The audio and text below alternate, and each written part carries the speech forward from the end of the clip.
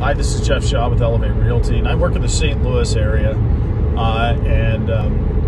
St. Louis has a lot of different neighborhoods and a lot of different places. It's a very different city from one place to the next. And people ask me, how do I know it's safe, especially if they're moving in from out of town? And this is my indication, without this, because it's different for everybody, and everybody has their own personal level of safety.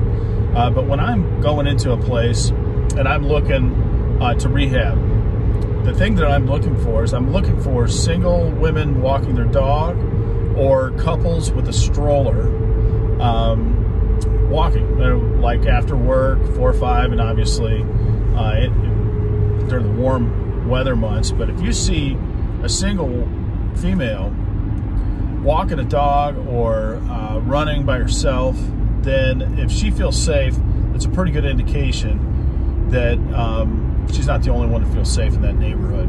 So that's really my gauge. That's real general. It's not a very specific one, but the reason I look at that is because there's some perfectly good neighborhoods that have areas that are less safe than others. There's some obvious things. If it's well lit, if it's around a lot of businesses that have a lot of foot traffic or clientele, then that's different levels and different types of safety.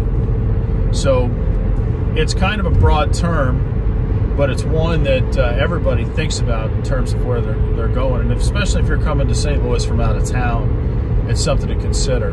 So when I'm looking, a lot of times if I'm doing a video showing for a buyer, I'll show the area, I'll show the street, I'll show what the houses look like in that area, just to give them some sense of what's going on in that community.